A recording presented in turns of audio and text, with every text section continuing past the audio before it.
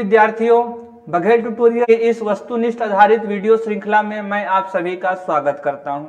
यह वीडियो आप जैसा यहां देख पा रहे होंगे कि 10 सितंबर से लेकर 16 सितंबर 2022 के बीच की घटनाओं पर आधारित है। तो आइए हम लोग इसको शुरू करते हैं और समझने का प्रयास करते हैं प्रश्नों को। आप यहां देख रहे होंगे तो पहला प्रश्न है, चिकित्सा क्षेत्र से जुड़ा शब्द जीवन धारा का संबंध किससे है। तो इसको समझने के लिए हम लोगों को थोड़ा जीवन धारा को समझना पड़ेगा। तो साथियों आइए जीवन धारा को समझ लेते हैं। तो मानिए ऐसा सोचिए आप कि यह एक कोई व्यक्ति है और इस व्यक्ति का जो किडनी है वो खराब हो चुका है। अब इसका किडनी अगर खराब हो गया है तो यानी इसका जो रक्त है अब स्वच्छ नहीं हो पाएगा। तो ये जो किडनी का काम क्या होता है, रक्त को स्वच्छ करना। किससे? तो यूरिया से और क्रेटिनिन से। तो यहाँ पर किडनी का दो कार्य होता है। अब इसका अगर किडनी खराब हो गया है तो इसका किडनी यह दोनों काम नहीं कर पाएगा। रक्त से न तो वो यूरिया को हटा पाएगा और ना ही वो क्रेटिनिन को हटा पाएगा। तो अभी ऐसे व्यक्ति के लिए उपचार क्या है? या तो इस किडनी को बदल दिया जाए यानी कि ट्रांसप्लांट कर दिया जाए, प्रत्यारोपण कर दिया जाए, जो अत्यंत ही महंगा होता है और इसके लिए आवश्यक बुनियादी अवसंरचनाएं मेट्रो सिटी तक ही है। टायर 2 टायर 3 शहर में तो प्रत्यारोपण की कोई अधोसंरचना उपलब्ध ही नहीं है। तो यह भारत के परिदृश्य को देखते हुए यह एक अच्छा उपाय नहीं है। दूसरा उपाय होता है कि हम लोग किसी यंत्र के जरिए उसके रक्त को साफ कर दे, जिसे डायलिसिस कहा जाता है। तो जी हाँ, इसी डायलिसिस को निःशुल्क प्रदान करने के लिए राष्ट्रीय डायलिसिस कार्यक्रम चलाया गया है और राष्ट्रीय डायलिसिस कार्यक्रम राष्ट्रीय स्वास्थ्य मिशन के अंतर्गत चलाया जा रहा है। तो डायलिसिस की निःशुल्क सुविधा प्रदान करने के लिए छत्तीसगढ़ ने जीवन धारा नामक कार्यक्रम को चला रखा है। इस जीवन धारा कार्यक्रम के अंतर्गत छत्तीसगढ़ के 14 जिलों में निःशुल्क डायलिसिस की सुविधा प्रदान की जा रही है। अगर कोई व्यक्ति निजी अस्पताल में जाकर डायलिसिस कराता है यानी यंत्र के जरिए अपने रक्त को स्वच्छ कराता है तो उसे एक बार में लगभग 2000 रुपए की राशि देनी होती है, जो गरीब वर्गों के लिए बहुत ही ज्यादा है। ऊपर से उन्हें अपने गांव से दुर्गम क्षेत्रों से शहरों तक आना पड़ता है, तो पैसे और समय लागत दोनों लगते हैं। तो इन्हीं सभी बातों को मद्देनजर देखते हुए छत्तीसगढ़ में जीवन धारा नाम से डायलिसिस कार्यक्रम चलाया गया है और यह जीवन धारा राष्ट्रीय डायलिसिस कार्यक्रम के अनुरूप है, जो केंद्रीय रूप से चलाया जा रहा है। तो आप इसको ध्यान में रखेंगे और इसके लिए चिकित्सकों को एम्स में प्रशिक्षण भी दिया गया है। तो ये जो आप जीवन धारा का संबंध किससे है, तो निःशुल्क डायलिसिस की सुविधा के लिए छत्तीसगढ़ के 14 जिला अस्पतालों में जीवन धारा चलाई जा रही है। तो इसको आप विशेष रूप से ध्यान में रखेंगे। हम लोग आगे बढ़ते हैं और जान लेते हैं सिद्धि विनायक श्री शमी गणेश मंदिर के लिए विचार कीजिए। यह बेमेतरा जिले के नवागढ़ में स्थित है। जी हाँ, बेमेतरा जिला के नवागढ़ में गणेश जी की मूर्ति है, गणेश जी का मंदिर है और उस मंदिर को सिद्धि विनायक के रूप में जाना जाता है। ये जो गणेश जी का ही दूसरा नाम विनायक है, इसीलिए इस मंदिर को विनायक भी कहते हैं। शमी यहाँ पर एक वृक्ष होता है और शमी वृक्ष का वैज्ञानिक नाम प्रोसोपियस सिनेरेरिया है, सिनेरेरिया। और इस वृक्ष को राजस्थान में खेजड़ी के नाम से जाना जाता है। राजस्थान में पाए जाने वाला वृक्ष खेजड़ी को ही मध्य क्षेत्र में शमी के नाम से जाना जाता है और शमी वृक्ष का संबंध शनि देव से भी जोड़ा जाता है। और नवागढ़ में जहाँ यह मंदिर है ठीक उसके सामने शमी का वृक्ष भी है। यह जो मंदिर है 704 ईस्वी में बनी थी, 704 एडी में बनी थी। किसने बनवाया था? तो नरबर सिंह जी ने, जो नवागढ़ के राजा थे। लेकिन इसके बाद यह मंदिर बहुत ही जीर्ण अवस्था में आ गई थी। लेकिन 1880 में जब महाराष्ट्र कुछ ब्राह्मण आए तो उन्होंने इस मंदिर का जीर्णोद्धार कराया है। तो यह मंदिर और इस मंदिर का जो वास्तुकला है वो अष्टकोणीय है और इसका जो मुख है वह पूर्व की ओर है। और यहाँ पर कुछ शिलालेख भी मिले हैं जिनको अभी तक पढ़ा नहीं गया है। तो यह मंदिर अत्यंत महत्वपूर्ण है और इस मंदिर की स्थापना वर्ष 704 एडी में भादो शुक्ल पक्ष चतुर्थी को किया गया था। शुक्ल पक्ष चतुर्थी को किया गया था, इसको भी आप ध्यान रखेंगे। तो यहाँ जो गणेश मंदिर है यह कब बना, किस वास्तुकला का है? तो अष्टकोणी है। मुख की किसकी ओर है? तो पूर्व की ओर है। और यहाँ पर कौन सा वृक्ष है? तो शमी वृक्ष है। किस राजा ने स्थापित किया था? तो नरबर सिंह ने। तो ये कुछ तथ्य हैं जो आपको जान लेने चाहिए। तो यहाँ आइए अब इसको हम लोग देखते हैं। यह बेमेतरा जिला के नवागढ़ में स्थित है। जी हाँ, यह नवागढ़ में स्थित है। मंदिर के ठीक सामने शमी वृक्ष विद्यमान है। शमी वृक्ष यानी कि प्रोसोपियस सिनेरेरिया, जिसको राजस्थान में खेजड़ी के नाम से भी जानते हैं। तो ये भी कथन सही है। मंदिर अष्टकोणीय है और मुख पश्चिम की ओर है। गलत। मुख कहाँ की ओर है? तो पूर्व की ओर है, यानी कि यह वाला तो गलत हो गया। इसे 704 ईस्वी में स्थापित किया गया था। जी हाँ, नरबर सिंह ने इसको 704 ईस्वी में स्थापित किया था। तो इसीलिए कथन चौथा भी सही होगा। तो यानी कि कथन 1, 2, 4 सही है। तो यह कथन जो विकल्प 1 है वो सही होगा। चौथा विकल्प यहाँ दब गया है, लेकिन क्या हुआ, सही विकल्प तो हमारे सामने है। तो इस प्रश्न को आप अच्छे से हल करेंगे। आगे बढ़ते हैं और ये आप देख रहे होंगे ये मंदिर के अंदर एक मूर्ति है गणेश जी की, सिद्धि विनायक जी की। और यहाँ लिखा हुआ है सिद्धि विनायक श्री शमी गणेश मंदिर सेवा संस्थान, नवागढ़, जिला बेमेतरा, छत्तीसगढ़। आगे बढ़ते हैं और यहाँ हम लोग अगला प्रश्न देख लेते हैं। Chhattisgarh chief minister trophy international grand master chess tournament का आयोजन कब और कहां किया जा रहा है? तो इसको आप ध्यान में रखेंगे। 19 से 28 सितंबर 2022 को यह रायपुर में आयोजित किया जाएगा और इसमें देश और विदेश अंतर्राष्ट्रीय स्तर पर जो प्रतिष्ठित खिलाड़ी हैं इस चेस टूर्नामेंट में भाग लेंगे। तो ये जब से शुरू होगा और 28 सितंबर तक लगातार चर्चा में बना रहेगा और इसके बारे में आप अखबार में पढ़ते रहेंगे। तो यह जो तारीख है आने वाली प्रारंभिक परीक्षा की दृष्टि से अत्यंत ही महत्वपूर्ण हो जाती है। तो याद रखेंगे यह जो चेस टूर्नामेंट है इसका आयोजन 19 से 28 सितंबर तक किया जा रहा है। कहां किया जाएगा? तो रायपुर में किया जाएगा। आप ये लोगो भी देख रहे हैं, ये छत्तीसगढ़ी महतारी जी हैं और उनके हाथ में यहाँ पर धान की बाली और हंसिया है। इन्होंने कुछ यहाँ पारंपरिक जो आभूषण है वो भी इन्होंने धारण किया हुआ है। और आप यहाँ तारीख देख रहे हैं 19 से 28 सितंबर तक। कहां? तो रायपुर में आयोजित किया जाएगा। नाम क्या है? तो international grand master chess tournament. तो ये आप ध्यान में रखेंगे। आगे बढ़ते हैं। छत्तीसगढ़ क्वांटिफिएबल डेटा आयोग के बारे में सही है। छत्तीसगढ़ में अन्य पिछड़ा वर्ग एवं आर्थिक रूप से कमजोर वर्गों के सर्वेक्षण से संबंधित है। जी हां, छत्तीसगढ़ में अन्य पिछड़ा वर्ग और आर्थिक रूप से कमजोर EWS इकोनॉमिक वीकर सेक्शन और अदर बैकवर्ड क्लासेस से संबंधित आंकड़े इकट्ठे करने के लिए ये जो आप देख रहे हैं कि क्या छत्तीसगढ़ क्वांटिफिएबल डेटा आयोग की स्थापना की गई थी।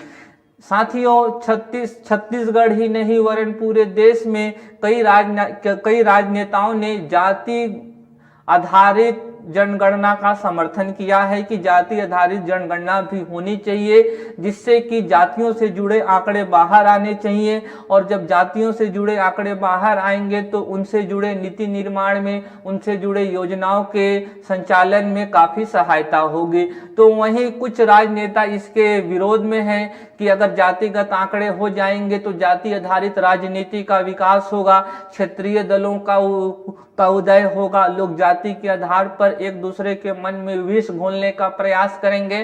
तो दोनों तरफ के अपने अपने तर्क हैं। तो छत्तीसगढ़ सरकार ने यहाँ पर अदर बैकवर्ड क्लासेस, अन्य पिछड़ा वर्ग और इकोनॉमिक वीकर सेक्शन, आर्थिक रूप से जो कमजोर वर्ग है, उनसे जुड़े आंकड़े इकट्ठे करने के लिए छत्तीसगढ़ क्वांटिफिएबल डेटा आयोग की स्थापना की थी। तो यहाँ पर आप ध्यान में रखेंगे, और इसके जो अध्यक्ष हैं वो छविलाल पटेल जी ही हैं, यानी कि कथन 2 सही है। छविलाल पटेल जी को अभी देखेंगे उनका फोटो। आगे देखते हैं कथन तीसरा, इसे सामान्य प्रशासन विभाग द्वारा लागू किया जा रहा है। जी हाँ, ये भी सही है, यानी कि आप यहाँ देख रहे होंगे तो यहाँ पर थोड़ा सा ऑप्शन में वो हो गया है कि सभी कथन, इसको काट देंगे तो सभी कथन यहाँ पर क्या है, सही है। तो ये तीनों के तीनों कथन सही है। इसके अध्यक्ष छविलाल है और इसको सामान्य प्रशासन विभाग लागू कर रहा है। आप यहाँ पर देख रहे हैं क्वांटिफिएबल डेटा आयोग अन्य पिछड़ा वर्ग तथा आर्थिक रूप से कमजोर वर्गों का सर्वेक्षण है ये। आइए छविलाल जी का तस्वीर देख लेते हैं। ये आप देख रहे हैं छविलाल जी हैं, जज थे पहले, यह न्यायाधीश थे, तो काफी इनको अनुभव होगा और इनको यह दायित्व दिया गया है। आगे बढ़ते हैं, Mahatma Gandhi rural industrial park के लिए सही कथन का चुनाव कीजिए। तो अभी हम लोग को देखना है रीपा के बारे में। रीपा यानी कि रूरल इंडस्ट्रियल पार्क, अभी मुख्य सचिव अमिताभ जैन जी ने कहा है कि छत्तीसगढ़ में हर विकास खंड में दो रीपा का संचालन किया जाएगा, यानी कि हर विकास खंड में कम से कम 2 रूरल इंडस्ट्रियल पार्क बनाए जाएंगे। हर विकास खंड में 2 रूरल इंडस्ट्रियल पार्क बनाए जाएंगे, बिल्कुल सही है भैया। यहाँ स्थानीय आवश्यकताओं के अनुरूप उत्पादन को प्रोत्साहित किया जाएगा, बिल्कुल सही है साथियों। छत्तीसगढ़ में 10,000 से ज्यादा गौठान बनाने की योजना है, 8,000 तो बन चुके हैं, और उन गौठानों के एक क्षेत्र में ही रीपा विकसित करने की बात की जा रही है। यह रीपा विकसित यानी कि रूरल इंडस्ट्रियल पार्क, यहाँ पर कुछ उद्योग स्थापित किए जाएंगे जो सूक्ष्म और लघु प्रकृति के होंगे, और वे ऐसे उत्पादों का उत्पादन करेंगे जिनकी मांग स्थानीय तौर पर है। चप्पल हो गया, कुछ अचार हो गए, दोना हो गए, चम्मच हो गए, तो इस तरीके के जो उत्पाद हैं वो यहाँ उत्पादित किए जाएंगे। मुख्यमंत्री जी का मानना है जब भारत को सोने की चिड़िया कहा जाता था, जब भारत का स्वर्ण काल चल रहा था, तो उस समय उत्पादन होता था गांवों में, और जो शहर होते थे वे वाणिज्य के केंद्र होते थे, बिजनेस के केंद्र होते थे, व्यापार के केंद्र होते थे, और गांव उत्पादन के केंद्र होते थे। तो आज हम लोग गांव को उत्पादन का केंद्र बनाना चाहते हैं और शहरों को व्यापार का केंद्र बनाना चाहते हैं। ऐसा कौन कह रहे हैं? तो मुख्यमंत्री जी। तो गांवों को उत्पादन का केंद्र बनाने के लिए ही इस रीपा की शुरुआत की जा रही है। इस रीपा में उत्पादित वस्तुओं को सीजी मार्ट में, जन औषधि जो है मुख्यमंत्री की योजना, वहां पर प्रदर्शित किया जाएगा। सीजी एम्पोरियम बनाया गया है, वहां प्रदर्शित किया जाएगा, और देश के अन्य स्थानों पर जहां भी पारंपरिक वस्तुओं का जो मेला लगता है वहां पर जाकर इसको प्रदर्शित किया जाएगा। तो इस तरीके से आप ध्यान रखेंगे, रीपा के बारे में हम लोग पृथक रूप से बात करेंगे, क्योंकि यह गांवों को आर्थिक रूप से आत्मनिर्भर बनाने के लिए एक अभिनव पहल है पूरे राष्ट्रीय स्तर पर। गांधी जी ने गांवों को राजनीतिक और आर्थिक दोनों रूप से आत्मनिर्भर बनाने की बात कही थी। तो राजनीतिक रूप से जो गांव थे आत्मनिर्भर तो पंचायती राज अधिनियम के माध्यम से हो गए थे, लेकिन गांव आज भी आर्थिक आर्थिक रूप से आत्मनिर्भर नहीं है, शहरों में उत्पादित वस्तुओं पर वो आश्रित है। तो अगर गांवों की प्रगति करना चाहते हैं, अगर गांवों को समृद्ध करना चाहते हैं तो गांवों में उत्पादन को बढ़ावा देना होगा। यह बात बहुत ही जरूरी है, क्योंकि छत्तीसगढ़ की लगभग 76% आबादी गांवों में होती है। अगर गांवों का विकास होगा तो उन 76% लोगों का विकास तो तय है। तो ध्यान में रखेंगे, दोनों ही कथन यहाँ सही नजर आते हैं, इसीलिए यहाँ पर विकल्प चौथा सही होगा कि दोनों ही कथन सही है। आगे हम लोग देखते हैं, यहाँ चिराग परियोजना के संदर्भ में सही है। तो यहाँ चिराग परिवर्तन के लिए जो कथन एक है मैं उसे पढ़ता हूँ। जलवायु परिवर्तन के अनुसार उन्नत कृषि, उत्तम स्वास्थ्य के दृष्टिकोण से पोषण आहार में सुधार, कृषि एवं अन्य उत्पादों का मूल्य संवर्धन कर रोजगार के अवसर उपलब्ध कराना इसका मुख्य उद्देश्य है। जी हाँ साथियों, ये जो चिराग है, चिराग परियोजना जो चलाई जा रही है, इसके मुख्य 3 उद्देश्य हैं। सबसे पहला जो कृषि होना चाहिए, आज आप सभी जान रहे हैं कि ग्रीन हाउस गैस के उत्सर्जन के कारण वैश्विक तापन की घटना हो रही है और वैश्विक तापन के कारण जलवायु परिवर्तित हो रहा है। अगर बदलते जलवायु परिवर्तन के साथ कृषि की प्रथा को भी नहीं बदला जाएगा तो कहीं न कहीं उत्पादन और उत्पादकता दोनों नीचे चली जाएगी और खाद्य असुरक्षा का संकट उत्पन्न हो जाएगा। तो अब हम लोगों को खेती की प्रथाओं में बदलना होगा, क्योंकि जलवायु परिवर्तित हो रहा है। तो कृषि सतत होनी चाहिए और जलवायु परिवर्तन के अकॉर्डिंग होना चाहिए। यह ऐसा प्रयास करेगा। जहां भी इसकी योजनाएं चलेंगी तो वो खेती के लिए शर्त रखेगा कि आप खेती इस तरीके से करिए।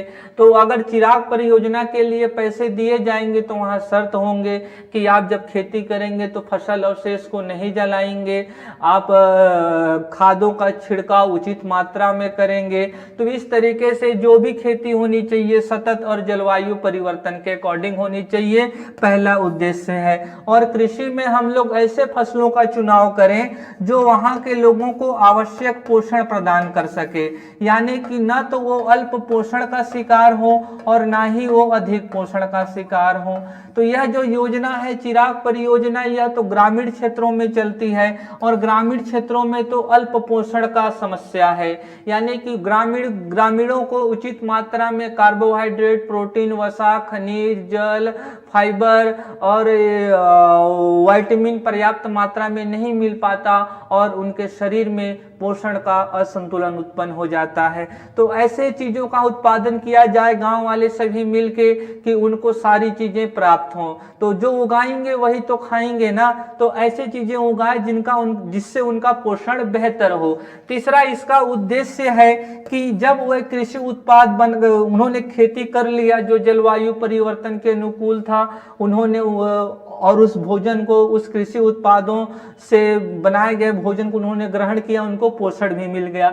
अभी कुछ उत्पाद तो उनके बच जाते हैं, तो जो उत्पाद बच गए उनका वहां क्या कराना है, तो प्रसंस्करण कराना है, फूड प्रोसेसिंग को बढ़ावा देना है। तो जैसे उन्होंने वहां पर कुछ फसल उगाया, मान लीजिए कोदो उगाया, तो कोदो तो है एक, कोदो को कम पानी की आवश्यकता होती है धान से और उसके लिए ज्यादा खाद की भी आवश्यकता नहीं होती है। तो हो गया ना जलवायु परिवर्तन के अनुसार खेती। दूसरा बात, जो कोदो होता है वह पोषण रूप में भी अत्यधिक रिच होता है, तो हो गया ना पोषण से भी फायदा। अभी कोदो से कोई बिस्किट बना ले जनजाति, तो अगर वो मार्केट में कोदो बेचेगा तो उसे उतनी कीमत नहीं मिलेगी। अगर उस कोदो के जरिए अगर कोदो का आटा बना लेता है या कोदो के जरिए कोई अन्य उत्पाद तैयार करता है, अगर उसको प्रोसेस करता है तो उसको ज्यादा कीमत मिलेगी। तो उसको जो खाद्य पदार्थ उत्पादित किए जा रहे हैं उनके प्रसंस्करण को भी यहाँ बढ़ावा देना है। तो यह चिराग परियोजना के तहत ये मुख्य 3 उद्देश्य हैं, इसको भी आप ध्यान में रखेंगे तो कथन 1 सही है। यह सह वित्त पोषण का दायित्व विश्व बैंक के IFC शाखा पर है, गलत है। विश्व बैंक के IFC पर नहीं, विश्व बैंक के IBRD पर, इंटरनेशनल जो बैंक है ये उस पर आधारित है। तो IBRD का मतलब है international bank for reconstruction and development, जो विश्व बैंक की ही एक शाखा है। विश्व बैंक तो कुछ है ही नहीं। IBRD, IFC, IDA, तो इन सब का संयोजन ही विश्व बैंक कहलाता है। तो यहाँ कथन 2 गलत है। तो अभी इसके लिए पैसे कौन दे रहे हैं? तो इसके लिए पैसे कौन दे रहा है? एक तो IFAD दे रहा है, दूसरा IBRD दे रहा है। चिराग परियोजना के लिए IFAD का मतलब है international fund for agricultural development, international fund for agricultural development, international bank for reconstruction and development. और ये जो है international fund for agriculture development, यह यूनाइटेड नेशन की एक संस्था है और इस संस्था का निर्माण संयुक्त राष्ट्र ने विकासशील देशों में भूखमरी और गरीबी को खत्म करने के लिए बनाया गया है। जो IFAD है वह विकासशील देशों में गरीबी और भूखमरी की समाप्ति के लिए कार्य करता है। और ये IFAD और IBRD मिलकर ही चिराग परियोजना के लिए वित्त पोषण यानी कि पैसा उपलब्ध करा रहे हैं। तो यहाँ पर अगर आप देखेंगे तो यहाँ विकल्प एक सही होना चाहिए, थोड़ा सा यहाँ विकल्प में गलत हो गया। तो जो ये कथन एक सही है और विकल्प कोई मैच नहीं हो रहा है, तो थोड़ा इसको आप लोग करेक्ट कर लीजिएगा, प्रॉब्लम नहीं होना चाहिए। तो ये देख रहे होंगे, तो ये जो चिराग परियोजना है कहाँ कहाँ संचालित है, तो ये देख रहे हैं। तो ये अभी ये जो चिराग परियोजना है यह दुर्गम क्षेत्रों के लिए है, आर्थिक और सामाजिक रूप से पिछड़े समुदायों के लिए है। और छत्तीसगढ़ में आर्थिक और सामाजिक रूप से पिछड़े समुदाय कहाँ रहते हैं? कुछ तो दक्षिण वाले में रहते हैं और कुछ उत्तर वाले में। तो आप ये देख रहे हैं कि बस्तर संभाग और सरगुजा संभाग चिराग परियोजना के लिए चुना गया है। छत्तीसगढ़ समावेशी ग्रामीण और त्वरित कृषि विकास परियोजना का उद्देश्य छत्तीसगढ़ के आदिवासी बहुल क्षेत्रों के लक्षित परिवारों में आय के अवसरों और पौष्टिक खाद्य पदार्थों की उपलब्धता में सुधार करना है। तो कहाँ आदिवासी बहुल एरिया? आप जानते हैं कि ये दोनों आदिवासी बहुल एरिया है। यह 14 जिलों के 25 ब्लॉकों में लागू की जाएगी। दक्षिणी क्षेत्र में बस्तर, नारायणपुर, कांकेर, बीजापुर, सुकमा, कोंडागांव, दंतेवाड़ा, मध्य क्षेत्र में मुंगौली और बलौदाबाजार, और उत्तरी क्षेत्र में सरगुजा, कोरिया, सूरजपुर, बलरामपुर और जसपुर। तो ध्यान रखेंगे चिराग परियोजना 14 जिलों में चल रही है, 14 जिलों के 25 ब्लॉकों में चल रही है। तो ये बहुत ही महत्वपूर्ण है, अंतर्राष्ट्रीय रूप से वित्त पोषित यह योजना है। तो इसके संदर्भ में आपको जानकारी अवश्य होना चाहिए। साथियों, आज ज्यादा प्रश्न नहीं है क्योंकि हम लोग पृथक रूप से भी कुछ बात करते हैं विषयों पर, तो यहाँ प्रश्न कम हो जाते हैं। अगर मैं उनको शामिल कर लूँगा तो यह दोहराव हो जाएगा और जिसका मुझे कोई अर्थ समझ में नहीं आता है। इसीलिए मैं जो विषय पृथक रूप से जारी किए जाते हैं उनको मैं यहाँ नहीं लेता हूँ। तो अगर यह वीडियो आपको पसंद आया होगा तो इसे जरूर शेयर कीजिए और बघेल ट्यूटोरियल्स का प्रोत्साहन कीजिए। तो आज के लिए बस इतना ही, धन्यवाद।